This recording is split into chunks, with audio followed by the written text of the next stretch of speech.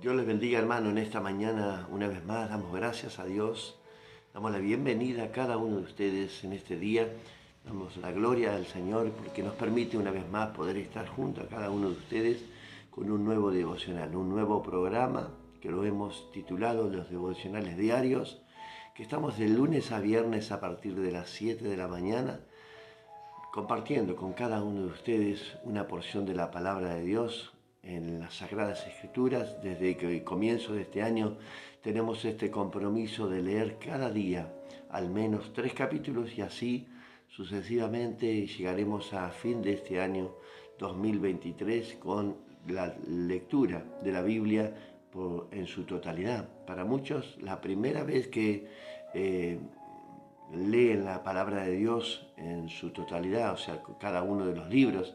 Así que para muchos ya es costumbre, para otros son lectores diarios de la palabra de Dios, pero a veces la hemos leído alternadamente y no hemos leído en la continuidad de los libros para conocer un poco más el contexto de la historia del pueblo de Israel, que todavía estamos en el Antiguo Testamento.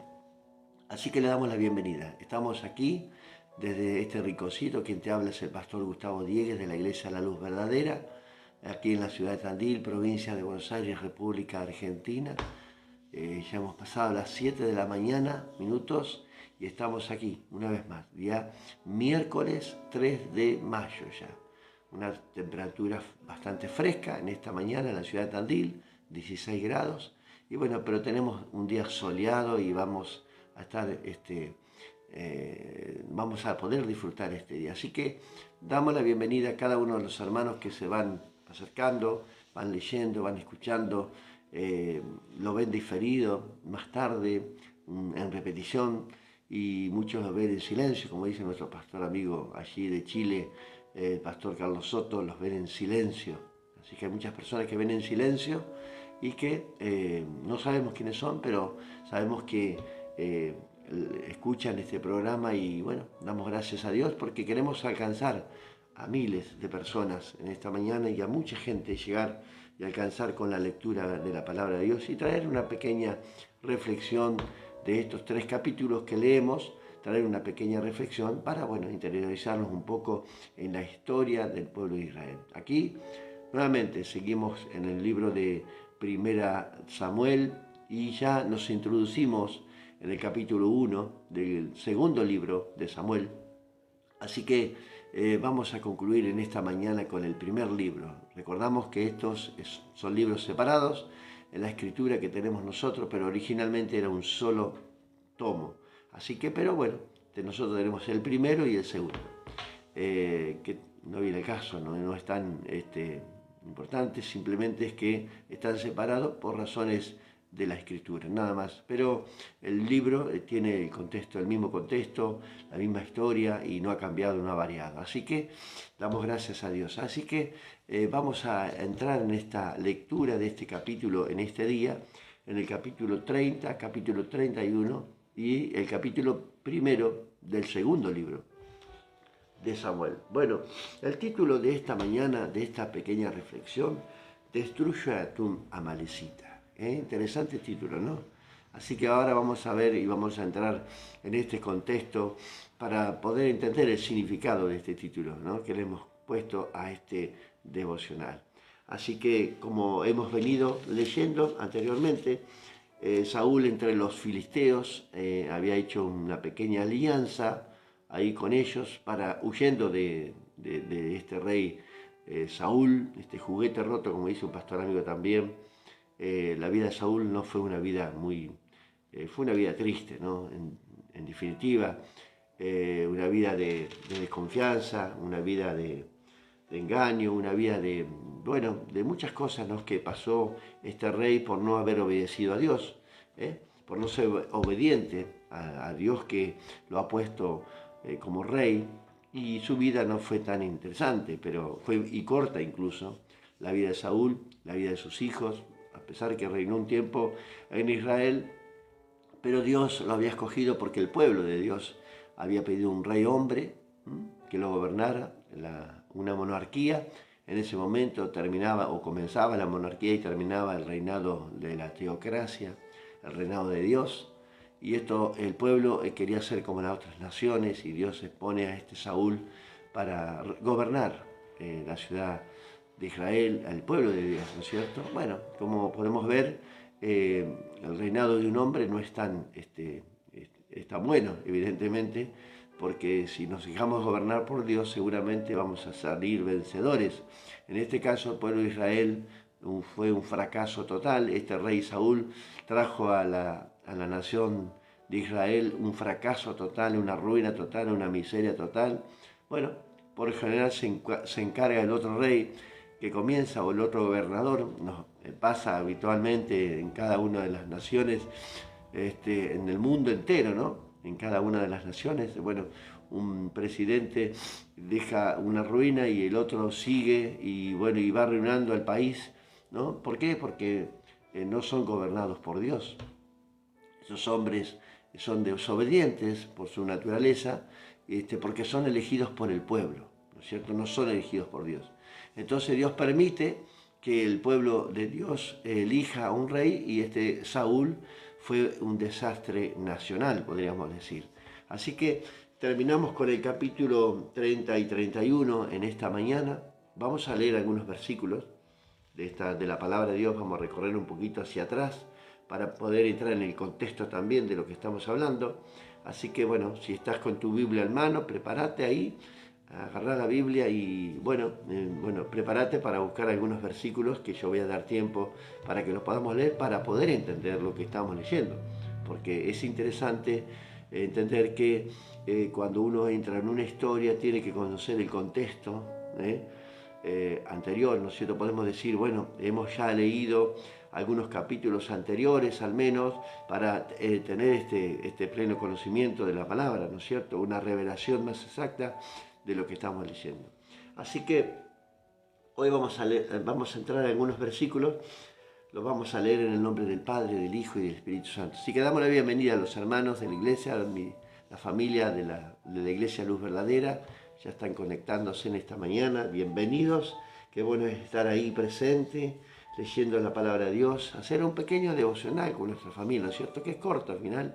Es corto, sé que hay muchas tareas para hacer, muchos preparándose para el colegio, para el trabajo, pero bueno, qué bueno es poder después, en un rato también, poder analizar lo que hemos aprendido o leído temprano en esta mañana. Así que damos gracias a Dios. En el capítulo 30 de 1 Samuel, en el versículo 8, vemos que la vida de David hay un cambio rotundo.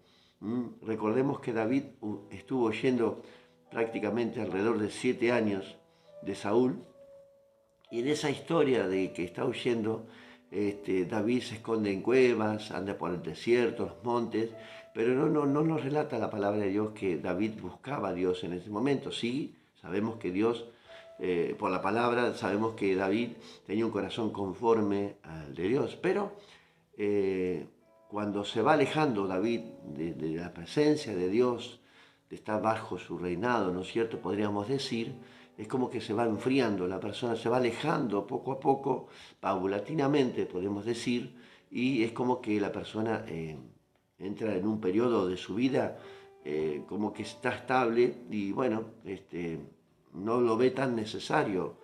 Muchas personas dicen, no tengo necesidad de buscar a Dios porque yo me siento bien. Bueno, en este caso David tenía la compañía de estos 400, 600 hombres que lo seguían, fieros, guerreros, ¿no? Que ya se habían preparado tanto para la guerra, huyendo y escapando con miedo, con temor, ¿no? De sus enemigos, que prácticamente se dedicaban solamente a la guerra, no tenían tiempo ni para la agricultura, para tener ganado. Entonces, como estos hombres vivían de los botines, de los motivos, cuando iban a la guerra a pelear con otros enemigos de Israel también, que eso le había dicho al rey ahí de los filisteos, lo había engañado David y le había dicho, mirá, cada vez que salgo a la guerra voy matando, como diciendo, me voy enfrentando con los israelitas. Y bueno, este fue el engaño o fue la excusa perfecta de David para poder habitar con los filisteos, porque si no, no podía, imagínense, habitar con ellos y matándolos a ellos sería trágico para los filisteos. Entonces, bueno, engañaba a David de esta forma. Entonces es como que se iba alejando un poco a poco, paulatinamente de Dios, ¿no? De estar con Él, de intimidad con Él, de buscar a Dios. Pero en el versículo 8 vemos una situación que Dios irrumpe en la vida de David para que él, este hombre, no haga una alianza total, no llegue a hacer una alianza total con el mundo, podríamos decir, ¿no? Los amalecitas figuran de nuestra naturaleza carnal. Entonces, aquí en el versículo 8 dice, y David consultó a Jehová diciendo, perseguiré a estos merodeadores. O sea, fíjese que note que acá Dios vuelve a consultar con Dios, David. Él sabe que consultando a Dios, ir a su presencia, ir a buscar a Dios en oración, sabe que la vida, las cosas pueden cambiar, ¿no es cierto? Acá tenemos un claro ejemplo. Que hay mucha gente que no quiere hacer eso, no quiere buscar a Dios.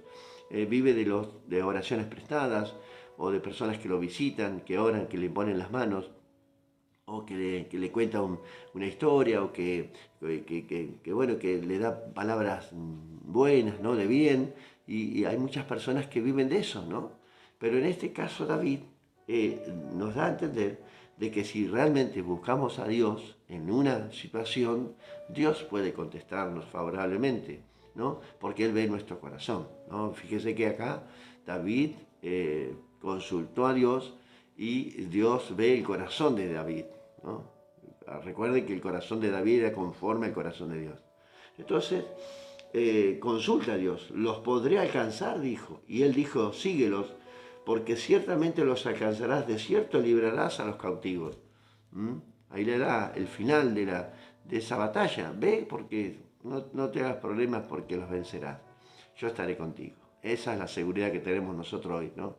Cuando consultamos a Dios, sabemos que Dios está con nosotros. Así que ahí termina esa alianza, entre comillas podemos decir, de este David, ¿no? Con sus enemigos, los filisteos. También irrumpe Dios ahí cuando iban a la guerra contra el pueblo de Israel, estos reyes que se habían juntado y vieron que David estaba entre ellos, dijeron, no nos conviene que vaya con nosotros, no vaya a hacer cosa que se vuelva contra nosotros en la batalla, ¿no? Entonces Dios empieza a tocar estos puntos para que no acontezca nada trágico en la vida de David, ¿no es cierto? Como la historia de esta mujer que interrumpió también en el paso de David cuando venía en contra de este hombre que no le había dado de comer, ¿se acuerda? Y esta Abigail interrumpe en la vida de David, todo permitido por Dios para que David no manche sus historias, su testimonio, ¿no? Y siempre Dios está ahí guardando, ¿pero por qué? Porque el corazón de David era como conforme al corazón de Dios. Dios no iba a permitir que se manchara, ¿no? Pero bueno, vemos que después David empieza a liberar al pueblo de Israel, entra en guerra y mancha sus manos con sangre. Dios no le permite, como hemos hablado, de construir el templo, pero bueno, en cierta manera es como si él lo hubiera dicho porque su hijo Salomón lo construye, ¿no? Entonces, bueno, tenemos como que una tranquilidad de David que fue parte, porque David juntó todo el material, todo eso para construir el templo y es como que él fue parte de esa construcción. Así que ahí vimos que David consulta a Dios, vuelve a consultar, ¿no es cierto? El versículo 8, David consulta a Dios. En el capítulo 31, del verso 1 al 8, vamos a leer una historia que nos va a interesar un poco. Los filisteos, capítulo 31, pues pelearon contra Israel y los de Israel huyeron delante de los filisteos. Note la situación del pueblo de Israel como estaba, ¿no?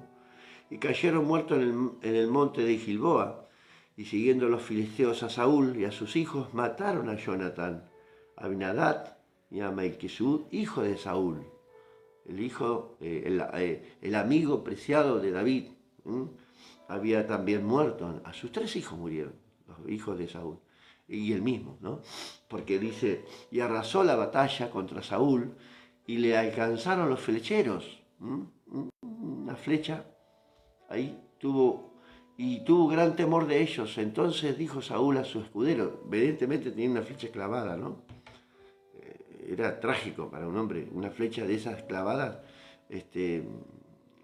lanzada de muy lejos, caía con mucha fuerza y traspasaba el cuerpo de una persona, ¿no?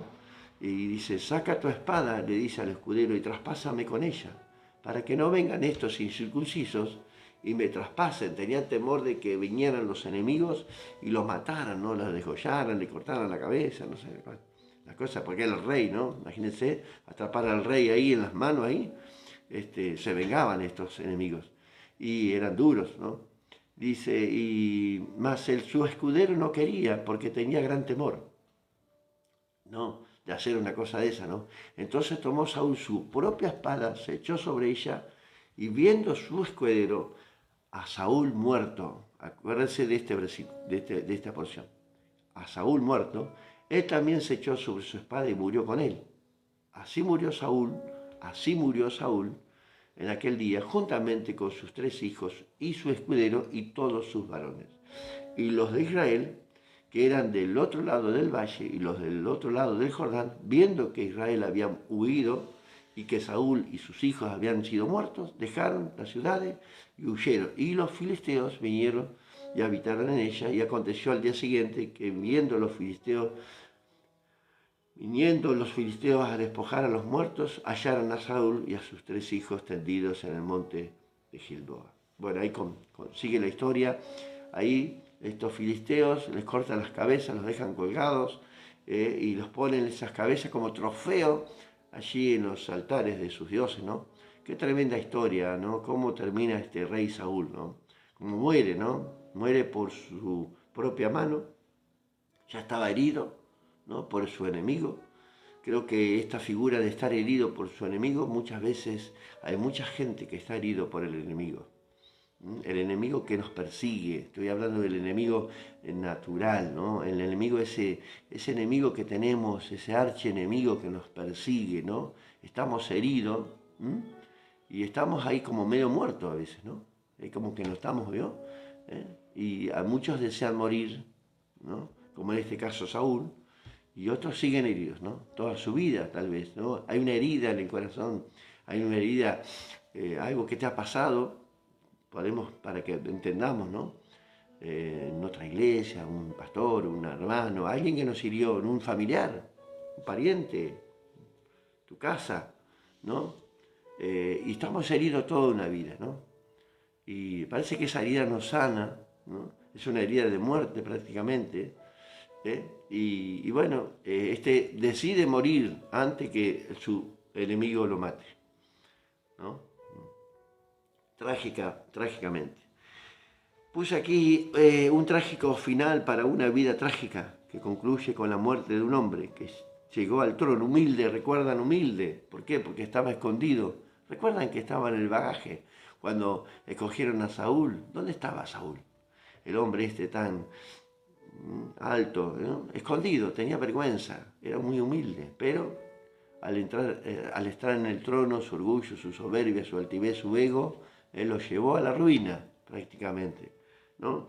Cuando no confiamos en Dios, cuando no dejamos que Dios gobierne, ¿no? Este hombre llegó humilde, pero se resistió tanto a Dios y al hombre que fue un fracaso total, ¿no? En el versículo 6, Dios previniendo, en el capítulo 31, el versículo 6, así murió Saúl aquel día juntamente con sus 3 hijos, su escudero y todos sus varones. Todo muere, ¿no? En el capítulo 30, fíjese, en el capítulo 6 otro detalle, que Dios pone esto en el camino de David, ¿no? Puse aquí para que no tenga una alianza total con los filisteos. Puso en su camino una situación dolorosa. Los amalecitas nuevamente aparecen en la historia, pero David se había fortalecido en el Señor. Recuerdan que siempre decimos en el capítulo 6 de Efesios que podemos tomar la armadura que Dios nos ha dado, pero tenemos que fortalecernos primeramente en el Señor. David podía ir a enfrentar, sabíamos y sabemos todos, y la historia lo relata, que David tenía estos hombres fieros, ¿no? Guerreros que cuando hacían guerra con nuestros enemigos no quedaba nadie, no mataba a nadie, ni hombres, mujeres, todo, destruía todo. Podía David tranquilamente tomar su camino y haber hecho eso, pero sin embargo, primeramente consulta a Dios. Consulta a Dios. Entonces, ¿qué dice? Primeramente se fortaleció en el Señor. Se fortaleció en el Señor, como dice en Efesios capítulo 6, verso 10, fortalecidos en el Señor, en sus fuerzas, ¿no? Y ahí arrasó David en esa guerra, destruyó a todos, incluso a estos jóvenes que habían huido también en los camellos, dice que una tropa de camellos con jóvenes habían huido también, y también no quedó nada. Nos mató a todos y recupera, vuelve de la guerra de esa, y habían quedado algunos allí en el bagaje cuidando las cosas, ¿no? Y bueno, ahí está la historia también, que reparten el botín, y algunos decían que no, y otra historia de eso, ¿no? Así que bueno, la vida de David dio un giro rotundo ante esta situación. Comienza un tiempo nuevo para David. Capítulo 1, vamos a leer. Mire, acá tenemos en el relato del capítulo 31:4, el relato que cuenta esta Amalecita en el capítulo 1 de 2 Samuel no concuerda con lo que hemos leído recién. Por eso le digo, acuérdese de este versículo, ¿no? Dice, en este capítulo, le dice Saúl, saca al escudero, saca tu espada y mátame, ¿no es cierto? No quería el escudero, pero él mismo se apoya sobre su espada y muere. Viendo el escudero que estaba muerto, él también se mata. Entonces, vayamos al capítulo 1 del segundo libro de Samuel. Capítulo 1, ¿no? Comenzamos en esta mañana, 3 de mayo, con el segundo libro de Samuel. Comenzamos otro libro, Dice, aconteció después de la muerte de Saúl, dice que vuelto David de la derrota de los amalecitas, entró 2 días en Siglag. Al tercer día sucedió que vino uno del campamento de Saúl, rotos sus vestidos y tierra sobre su cabeza, y llegando David se postró en tierra e hizo reverencia. Dice, y le preguntó a David, ¿de dónde vienes? Y él respondió, me he escapado del campamento de Israel. Y ahí fue la noticia para David, una noticia dolorosísima. David le dijo, ¿qué ha acontecido? Te ruego que me lo diga. Y él respondió, el pueblo huyó de la batalla. El pueblo de Israel huyó de la batalla. Y también muchos del pueblo cayeron y son muertos. También Saúl y Jonathan, su hijo, murieron. Dijo David a aquel joven que le daba las vuelas, ¿cómo sabes que han muerto Saúl y Jonathan, su hijo? Ahí entró la duda, David, ¿cómo sabes tanto? ¿No? Bueno, ahí en el versículo 4 vimos que Saúl había muerto y sus hijos también, por mano propia, la vida de Saúl. No concordaba con lo que vamos a leer ahora.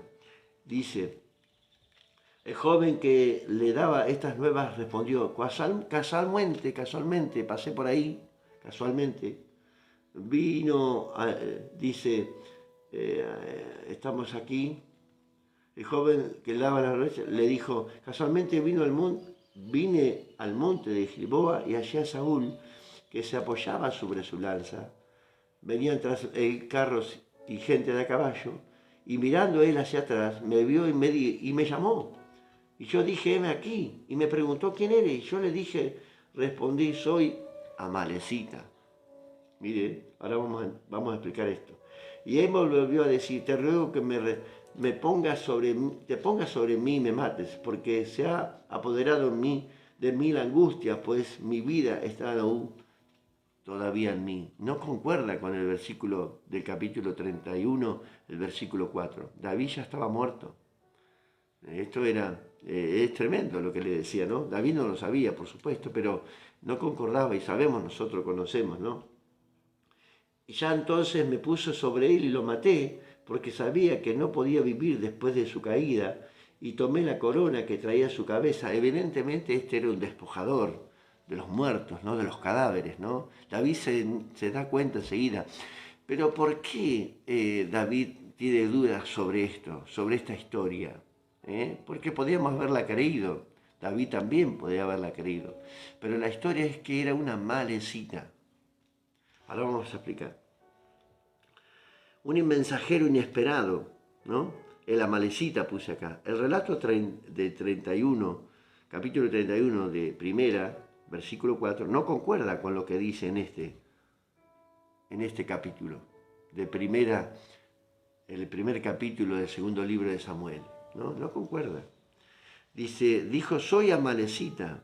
Entonces quiero que vayamos y recordemos un poquito la historia para que podamos entender lo que estamos leyendo. Primera de Samuel, un poquito más atrás, en el capítulo 15, vamos a leer la orden que Dios da al rey Saúl. Dice, versículos 2 y 3, capítulo 15 de Primera de Samuel.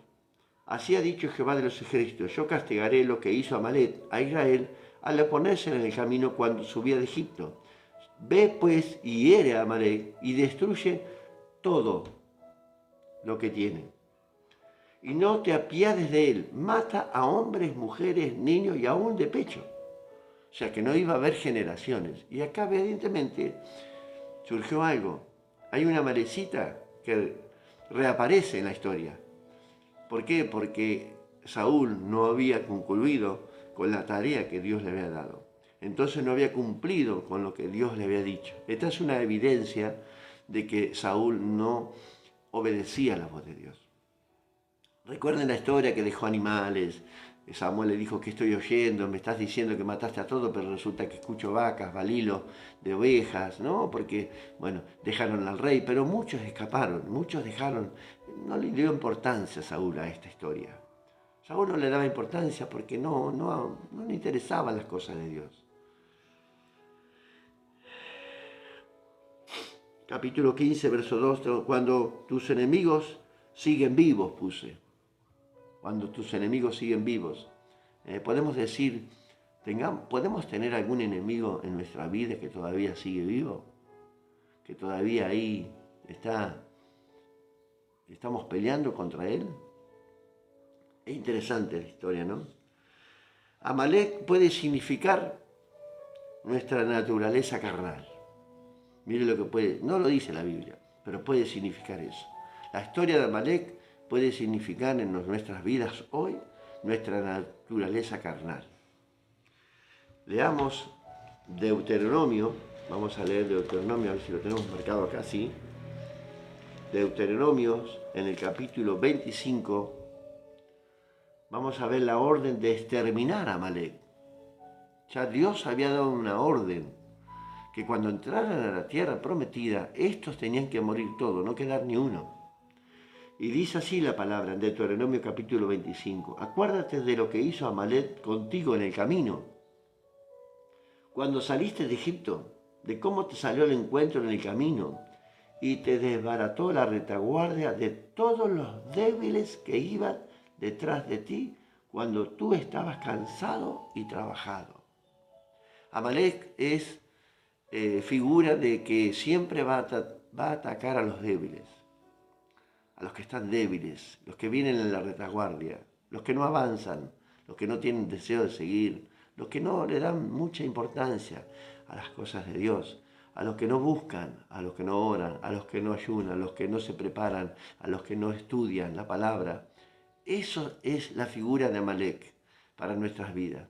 Ataca a los débiles, a los que están cansados, a los que están agotados, a los que están débiles en el camino del Señor. Esa es figura de Amalek también, que está atacando siempre nuestra retaguardia.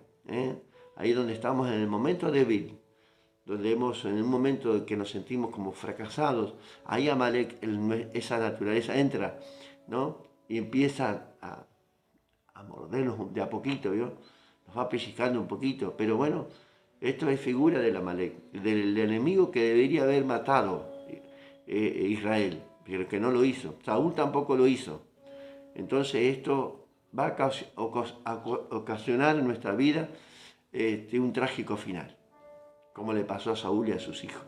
Los mismos enemigos que ellos y tenían que haber matado desde el principio, terminaron matándolo a él. Entonces podremos decir también nosotros, tomar este ejemplo, que tal vez este enemigo, archienemigo que nos persigue, podemos terminar que éste nos destruya.